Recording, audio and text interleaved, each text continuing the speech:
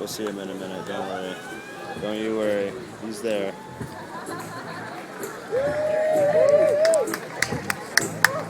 Thousands of people flocking. He's got to make his way to the stage. Oh yeah.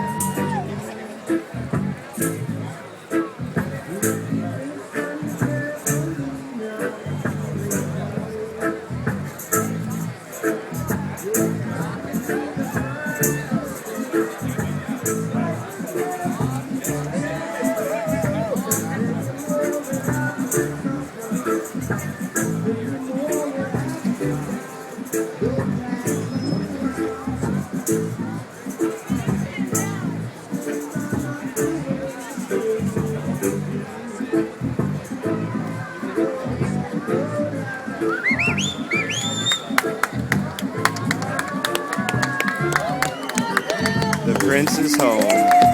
I repeat, the Prince is home.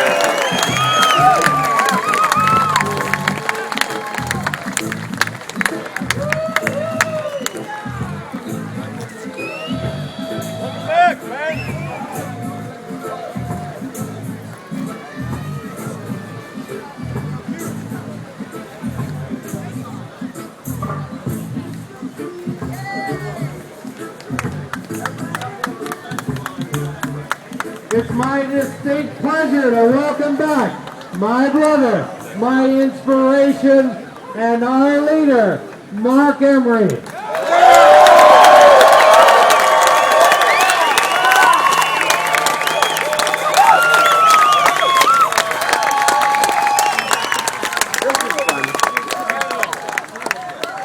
Well, I made it.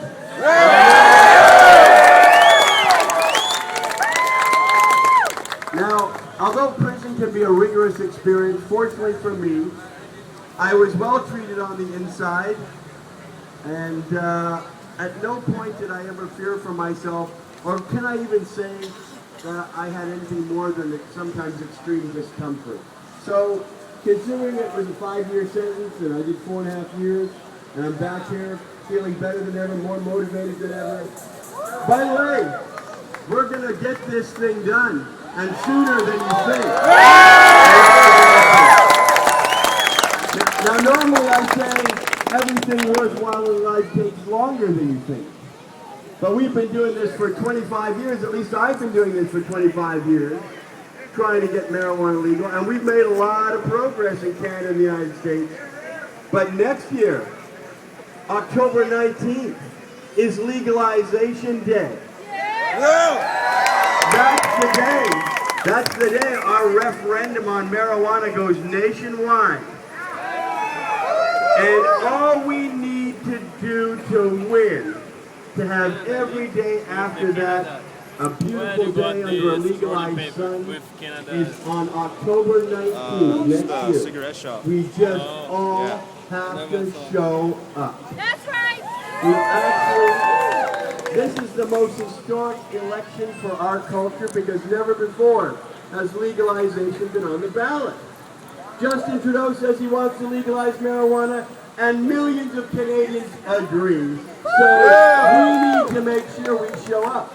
So now we've got 14 months to put together as big a campaign as our culture, the cannabis culture, has ever put together. I am so grateful to be home right now because we've got 14 months to turn this country into a non-stop discussion about why we ought to legalize marijuana. From now to October 19th, every day we should be dominating the news, talking with our friends, making sure our grandparents understand that grandma, this is the one time I needed to vote for the Liberal Party, and I'll never ask you to do it again.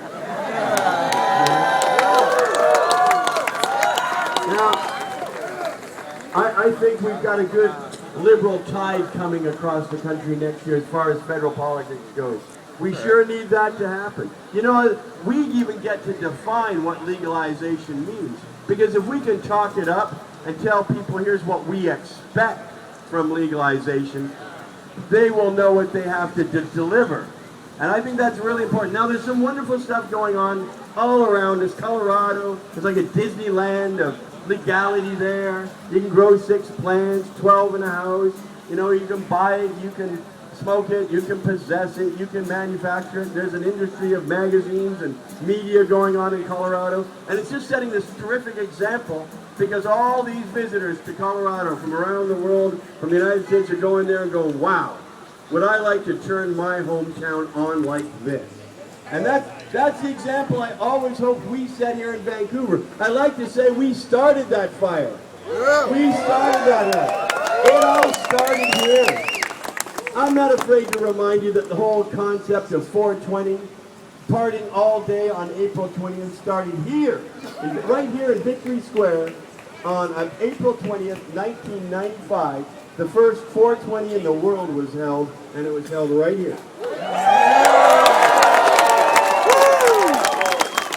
A lot of firsts came from Vancouver, and a lot of firsts came from Canada, and now that fire is spreading to the rest of the world. Now we can learn from them, because Alaska is going to legalize this November, and Oregon's going to legalize this November, and even Washington, D.C., the home of the Congress, is going to legalize. You'll be able to walk up to the White House and blow smoke at the president legally.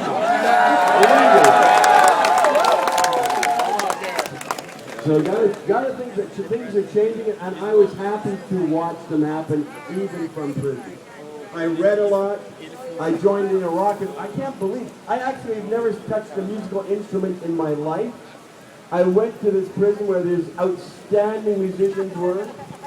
I don't know if music is criminogenic by that causal comparison, but there were some outstanding musicians there, and they agreed to teach me all about music and all about playing in a band and all about playing a bass guitar. And I came back with a lot of respect for my fellow inmates. You know, decent people all around. Prison is a very polite place. Everybody has to be accountable for what they say and what they do. So you can't have these people like you do on the outside in social media call you all these horrible names and say terrible things and make stuff out. In prison, they would just kill you. So you're not allowed to, you have to back up everything you say. You better hope it's the truth. Now, fortunately, I had never an unkind word said to me by inmates in 4.5 years. I went to 6 different prisons over that time in 6 different states, all different kinds of prisons too. And one thing I can tell you is the United States has a real problem with sentences that go on forever. My 5-year sentence was at the very low end of most inmates. Most inmates were doing 20, 30, 40 years for drugs. 1 in 8 was doing life without parole simply for drugs. And there was no kingpin there. They thought I was the only kingpin in prison. So these were just all ordinary people in prison, and I have a real yearning drive to make sure we correct that. And first of all, to never let that get as bad as it is in the United States here in Canada. And secondly, to reverse that so that no one ever goes to jail for marijuana. And by the way, when is legalization day? Do you remember? October 19th is legalization. And you can believe we're going to have posters, banners, flags, stamps, stickers saying October 19th is legalization day. Just show up. Just a half hour of your life, everybody together, and we'll never have this discussion again. That's amazing. I come home to tremendous opportunity. It's going to be an awesome year ahead when we make this happen. And I'm looking forward to meeting all of you. I'm here all day today. So as long as you want to stay, I'll still be here by the time. When does the sun set in Vancouver? It's been a while. Never. Just like it's always 4:20. I would like to thank a few people. My wife was incredible.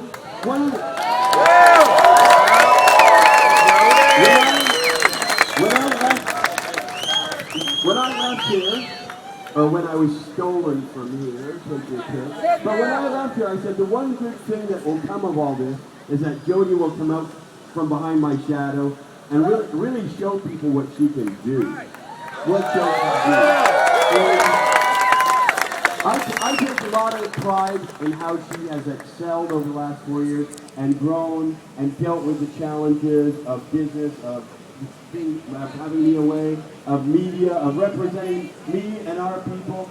And I would have to say that I had no idea she was so capable, so talented. And I really want to thank you, Jody, for being amazing and giving me all the sessions I needed to cope in prison.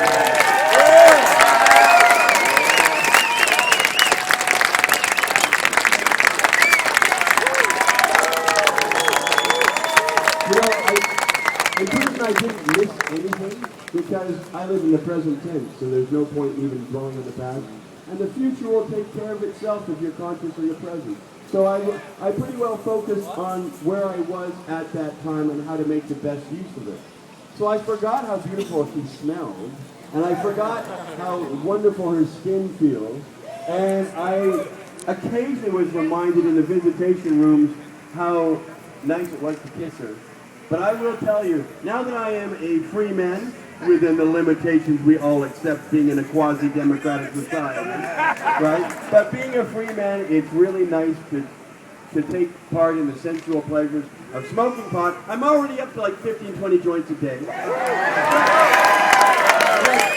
That took all of 24 hours. I was telling everybody, okay, I'm going to go real slow. I took 3 puffs the first 12 hours. Okay, I have many interviews to do. I should probably... And then I smoked a joint. I said, well, that was fine, but I don't feel any negative effects. And I had more joints and hash and more stuff. And then I thought, there are no negative effects. So I am totally back at home. I'm here. Now, I'm told, though, and this I find remarkable. You know, on one hand, it's legal in Colorado, as, you know, put the legal word in quotes, and it's legal in Washington, but you can't have a lounge like the BCMP lounge across the street. Anywhere in Colorado or Washington is legal, right? So we have lounges in Vancouver. We've even got, like, dabbing joints or whatever they're called. Some strange rebel alliance of cannabis users has formed and broken off from the main sect while I was gone. Talking about dabbing. 35 dispensaries, is that right? Did somebody like genetically multiply Don Briere and now he's everywhere opening his face rooms? So 35 dispensaries, yeah, I can hardly wrap my head around that. You know, I mean, 15 years ago, we had blocks of police come by and raid Dekine in 2004 when they just attempted a vapor lounge with some sales, and so much has improved and so much remains to be done. By the way, when is legalization day next? That was fuzzy. I want you to say it again. Okay, David hasn't announced.